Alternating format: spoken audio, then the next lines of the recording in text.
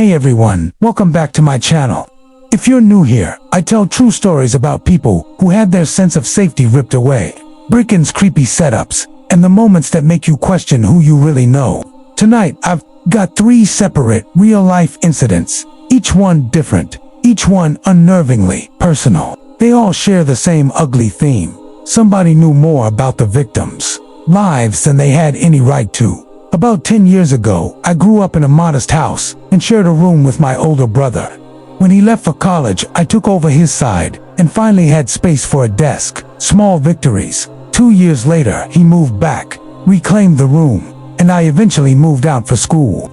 After graduation, we both wound up back home with city jobs. My brother immediately took back the room I'd redesigned, and I ended up in the guest bedroom above the garage. Smaller, quieter, but private. One Friday night, my family was supposed to be away at the shore. My brother was out of town for a conference. It was late, about 11:30 p.m., and I was in bed reading when the garage door started rolling up. The whole floor vibrated, a jolt of familiarity that hit me with a cold, wrong feeling. No one should have been home. I grabbed a baseball bat and crept downstairs. From around the corner, I heard voices coming from the bedrooms, to people rifling through drawers. I called 911 and left the line open, but the urge to protect my house won out over the operator's instructions. I charged into my parents' bedroom, screaming, and hit one of the intruders in the leg.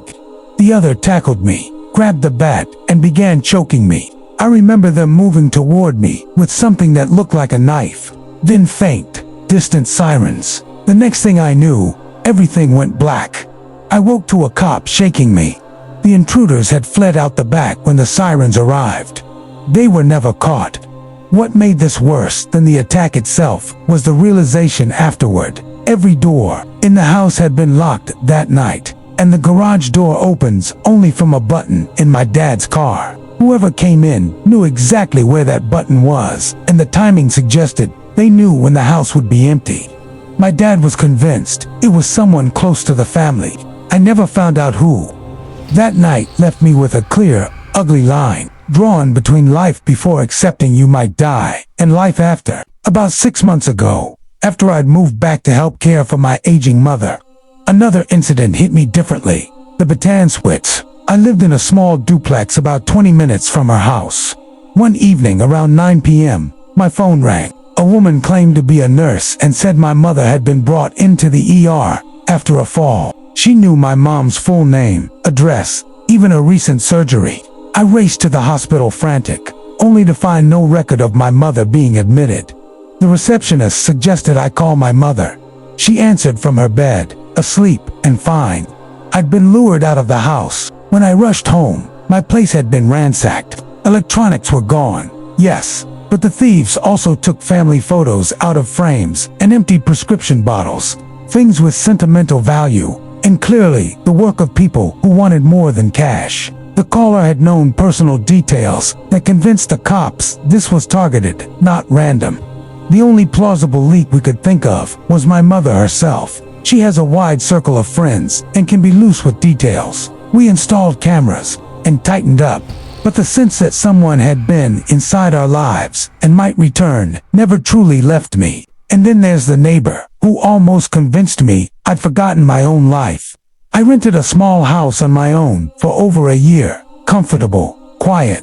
One Thursday, around 11 p.m., there was frantic pounding at my front door. Through the screen I found a man who looked exhausted and unstable, insisting the house was his. He rattled off intimate details about the layout, things you couldn't see from the street, and then showed me a folder full of what appeared to be official paperwork, a lease with his name, pieces of mail to that address. He even had photos of people inside my house, sitting on my couch, cooking in my kitchen, pictures that looked recent. He showed me a 4th of July photo with people I didn't know, smiling at my kitchen table. At that point, I stopped being amused and started being very afraid. Had I somehow missed him living there? Was I losing my memory?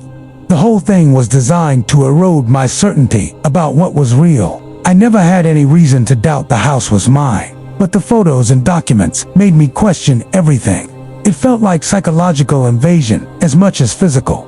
Across these stories, the same thread runs. Calculated targeting. The intruders didn't just grab valuables. They took moments, privacy, the items that tie you to who you are. They exploited small habits. An unlocked car in the driveway, a single car-programmed garage button, a trusting phone call. And worst of all, they used knowledge, the very stuff that makes a group of people a family, as a weapon. If there's a takeaway here, it's this: locks and alarms help, but so does awareness of how much you share and who you trust. Check who has access to your routines. Be skeptical of calls that demand action, and if something feels too precise to be coincidence, trust that feeling. If you've had something similar happen, a bracken, a bait call, or someone who seemed to know too much, tell me about it in the comments. I'll read them, and if you want, I'll share your story anonymously in a future video. Stay safe out there.